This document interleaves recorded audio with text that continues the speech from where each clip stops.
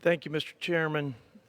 Thank you for your leadership on the Budget Committee, and thank you for your patriotism, your love for this country, and for your desire to do what's right for our country first and foremost. Today, my dear friend, was a sad day, I believe, for our country. We've got now round 2 of this phony impeachment process. It's purely political. It is not based in fact. It's not based in the pursuit of truth and justice. There's no openness. There's no fairness. And there's really no credibility. And the American people, they're not buying this baloney, not a single bit. And that's why we're seeing round 2 of putting lipstick on a pig, as we say in Texas. But listen, the nature of this phony process is what it is, no matter how you dress it up. And it's sad because we're allowing this institution to be degraded. We are making a mockery out of this chamber and the serious business of this country and the serious nature of impeachment. I'd say first and foremost that the claim that this president has committed a high crime, treason, or impeachable offense is absurd, really. It's from the outset, I'd say, this is a baseless claim. The only firsthand knowledge, the only primary source of evidence is his conversation with President Zelensky. And unlike the cherry-picked leaks from Chairman Schiff, he let it be known what he said, what their conversation was about in the full sunshine for all the public to see.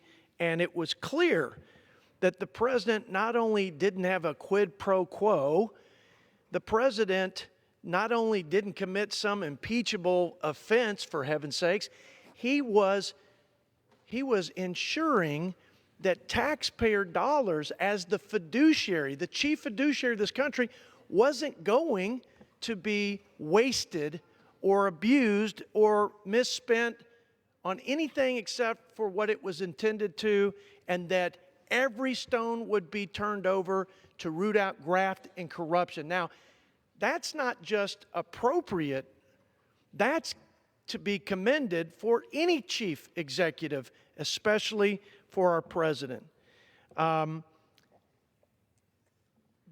think that this process is purely political and aimed, again, not at truth and justice, but at a distraction from what's not happening on trade, on prescription drugs, and a whole host of things that we have to address if we're going to have a real impact on our fellow countrymen and to move this country forward. I think it's a distraction from the socialist policies that have been advanced through this chamber that have no chance of having any real effect on mainstream America. And I think ultimately it's to discredit this president. And instead of actually doing battle for hearts and minds the old-fashioned way in the public squares and at the ballot box, they're doing it by weaponizing this serious constitutional provision of impeachment. And again, it's a sad day. But what I'd say in closing, my dear friend from Wisconsin, is that it's one thing to take the oxygen out of this chamber for actually doing things that are going to have a real impact and make a real difference in the lives of our fellow Americans. It's one thing to take this president down yet another rabbit hole, another Russian collusion hoax, but to do irreparable harm to our democracy. The presidency, how is it ever going to be the same after this? How will a president ever have a phone call with a foreign leader where they can have the candor that is necessary to build relationships and to do the people's business? So I say to my fellow Americans, this isn't about truth and justice. This is about fear and hate. Hate for our president and for what he stands for his agenda, and fear that they can't beat him at the ballot box. So they're going to do it by weaponizing our congressional oversight responsibility and abusing the power of this great institution for their political objectives. I say that is wholly un-American.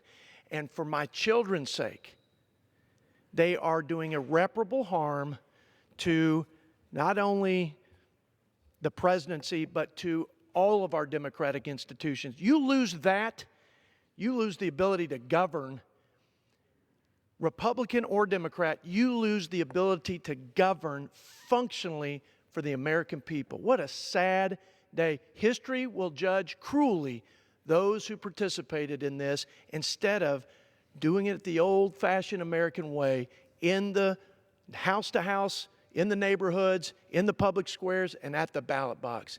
God save our great country, and God help us all if this political railroad job and farce continues any longer. Thank you to my friend from Wisconsin. Grateful for the time.